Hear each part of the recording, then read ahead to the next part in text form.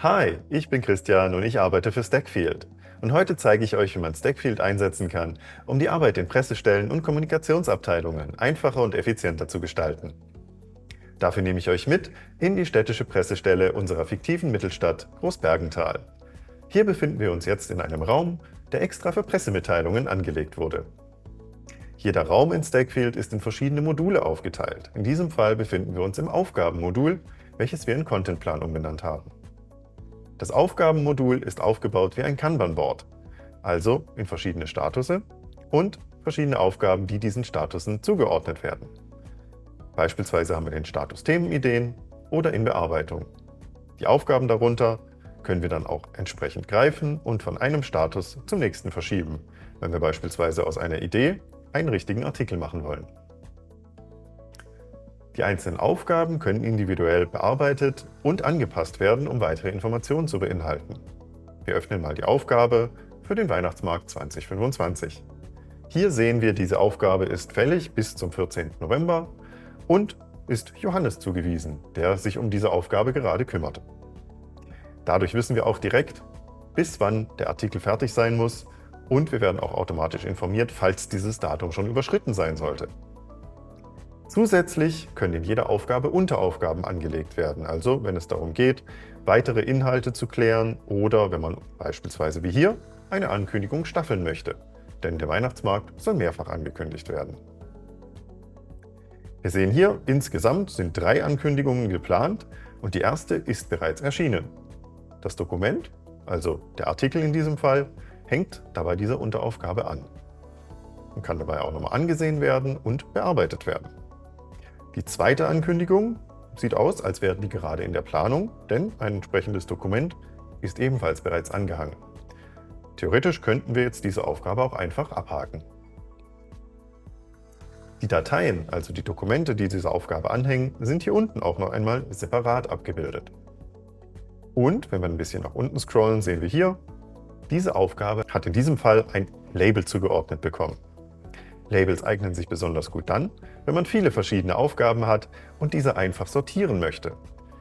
Wir könnten jetzt beispielsweise weitere Labels hinzufügen. In diesem Fall haben wir uns dazu entschlossen, die Labels nach Ämtern zu sortieren, also damit wir direkt zuordnen können, welche Mitteilung welchem Amt zuzuordnen ist. Bei der Weihnachtsmarkt-Pressemitteilung ist es in diesem Fall die Stabsstelle Stadtmarketing. Wir hätten aber auch beispielsweise das Ordnungsamt, das Hauptamt oder das Kulturamt. Diese Labels sind nicht einfach nur als Markierung in den Aufgaben, obwohl sie das natürlich auch sind. Wir können vor allem auch nach diesen Labels filtern. Wir machen das jetzt mal. Ich mache mal die Filtersuche auf, gehe hier etwas nach unten, bis ich zu den Labels komme und kann hier auswählen, nach welchem Label wir jetzt filtern möchten. Wenn wir jetzt beispielsweise sagen, ich möchte sämtliche Aufgaben sehen, die dem Hauptamt zugeordnet sind, dann kann ich das tun und sehe direkt, diese Aufgaben sind dem Hauptamt zugeordnet.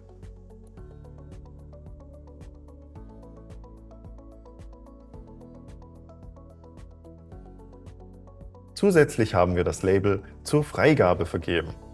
Dieses Label soll zusätzlich markieren, dass hier eine Rücksprache erforderlich ist, beispielsweise jetzt bei der Baustellenkoordination. Hier ist eine Rücksprache mit dem Ordnungsamt und dem Straßen- und Grünflächenamt notwendig.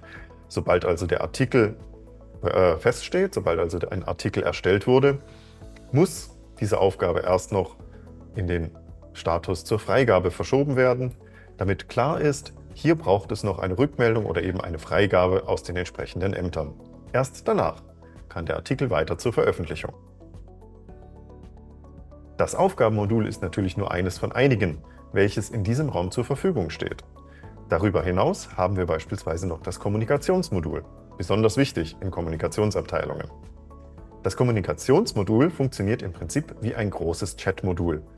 Also hier können die Personen, die in diesem Raum arbeiten und diesem Raum zugewiesen sind, miteinander kommunizieren und sich austauschen.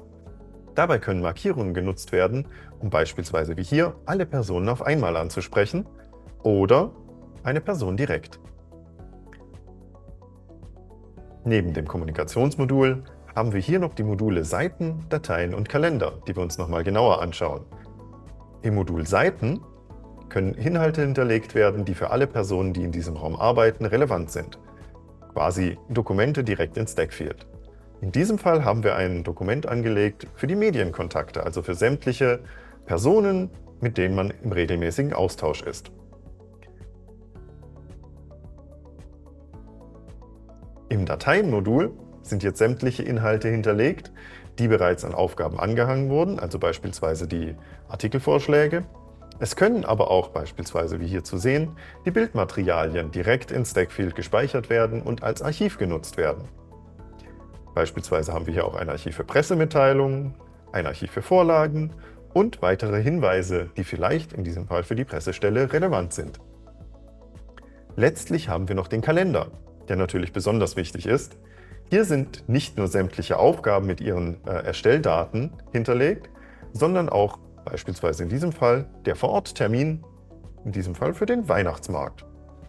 Das ist anders als eine Aufgabe direkt ein Termin. Wenn wir hier mal draufklicken, können wir uns das genauer anschauen und sehen zum Beispiel, okay, hier geht es um einen Termin vor Ort mit der Presse. Mit dabei ist auch das Stadtmarketing, Stausteller und Bestücker. Das Ganze findet auf dem Rathausplatz statt. Und die Uhrzeit in diesem Fall von 10 bis 11 Uhr. Hier können wir auch direkt hinterlegen, wer denn an diesem Termin teilnehmen soll. Diese Personen kriegen dann automatisch eine Erinnerung, wenn dieser Termin ansteht und können diesen Termin dann auch entsprechend besser planen. So, das war jetzt ein Überblick über die verschiedenen Bereiche im Raum Pressemitteilungen. Und das Ganze haben wir uns zwar am Laptop angeschaut, aber was natürlich gerade in der Kommunikation besonders wichtig ist, wir können das Ganze auch auf dem Smartphone haben. Soll heißen, wenn man gerade auf einem Termin vor Ort ist und ein Foto gemacht hat oder sich kurz mit den Kollegen absprechen möchte, kann man da einfach die Stackfield-App auf dem Mobile-Gerät öffnen und dort die Inhalte hochladen oder sich kurz miteinander austauschen. Direkt so, als würde man am eigenen Rechner sitzen. So, das war's auch schon mit diesem kurzen Überblick darüber, wie die Arbeit in einer Pressestelle oder in einer Kommunikationsabteilung bei Stackfield optimiert werden kann. Ich hoffe, das hat euch gefallen und hat euch ein wenig weitergeholfen und hoffe ebenso, dass ihr auch beim nächsten Mal wieder dabei seid. Bis dahin wünsche ich noch einen schönen Tag und auf Wiedersehen!